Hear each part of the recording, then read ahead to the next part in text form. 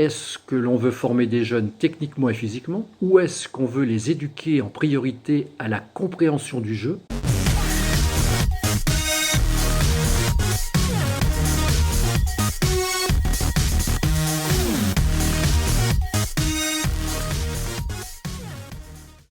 Comment faire progresser son groupe collectivement en 10 étapes ? Ce document s'adresse en particulier aux entraîneurs qui adhèrent à un processus de progrès permanent. La progression d'un groupe s'effectue dans 4 domaines, à travailler à chaque entraînement. Domaine technique, physique, stratégique, mental. En suivant 3 axes. Les compétences connues, sur lesquelles on peut s'appuyer comme point fort pour se mettre en situation de réussite. Les compétences à développer, parce qu'insuffisamment connues, qui représentent les points faibles, les freins, qui empêchent de progresser afin de passer au niveau supérieur dans un avenir à court terme, et les nouvelles compétences à apprendre afin d'élever le niveau du groupe dans un avenir à moyen terme. Avec un double objectif, trouver la solution aux principaux problèmes rencontrés dans le match, afin qu'il ne soit plus un frein à la progression du groupe, et afin de ne pas reproduire la même erreur au match suivant. Et renforcer le point fort rencontré lors de la rencontre, afin qu'il soit encore plus performant le match suivant. Première étape, la problématique de l'entraîneur, le projet technique club.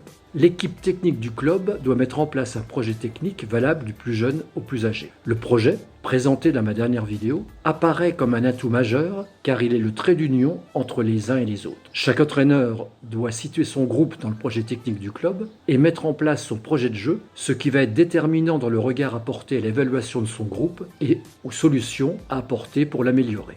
Deuxième étape, évaluer son groupe.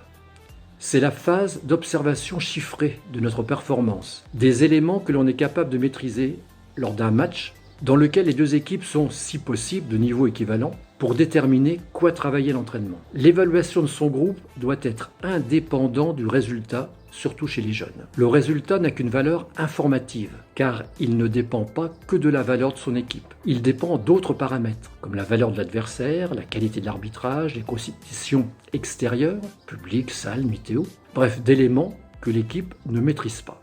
Ne se fier qu'au résultat pour évaluer un groupe serait une grossière erreur. Le résultat ne doit pas être la priorité chez les jeunes. Il est la conséquence du travail effectué en amont, la semaine et les semaines précédentes. Gagner pour gagner chez les jeunes n'a pas d'intérêt. Ce qui fait sens, c'est de gagner en validant un projet de formation. Le classement chez les jeunes est fait pour valoriser l'éducateur et les parents. Quand on veut gagner vite, on va à l'essentiel.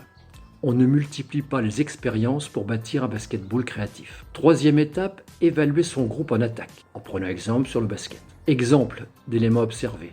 Les possessions de balles, les tirs avec les emplacements et les réussites ou les échecs, sur jeu rapide et sur jeu placé, les lancers francs, les rebonds offensifs, les passes décisives, les pertes de balles, l'évolution du score suivant les défenses adverses. Quatrième étape, évaluer son groupe en défense. Exemple d'éléments observés.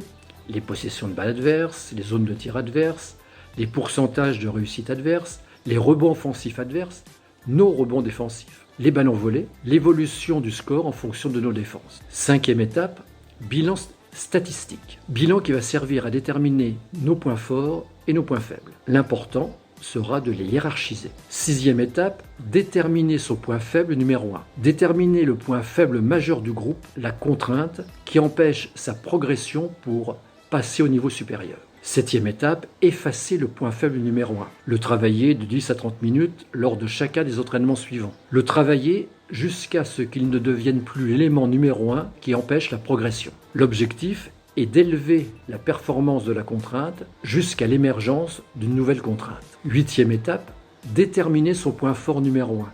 Le travailler encore et encore afin de mettre le groupe en meilleure situation de réussite pour développer la confiance et l'estime de soi. Neuvième étape, jouer son schéma tactique en fonction de ses points forts et en particulier de son point fort numéro 1 afin de prendre du plaisir et de progresser pour prendre plus de confiance et de motivation. Dixième et dernière étape, recommencer ces étapes pour une amélioration constante. En conclusion, faire comprendre aux joueurs ce qu'est un projet collectif. L'entraide, la capacité à surmonter les différences, le respect, les bénéfices que chacun peut en tirer. Le jeu doit être l'objectif premier. La technique et le physique doivent être au service du jeu. La véritable progression ne doit pas se concentrer exclusivement sur les résultats, mais sur son niveau de jeu, sur son niveau de performance. Une question à se poser sur la priorité à donner. Est-ce que l'on veut former des jeunes techniquement et physiquement, ou est-ce qu'on veut les éduquer en priorité à la compréhension du jeu, qui leur permettra de s'adapter à toutes les situations, y compris d'incertitude et de désordre?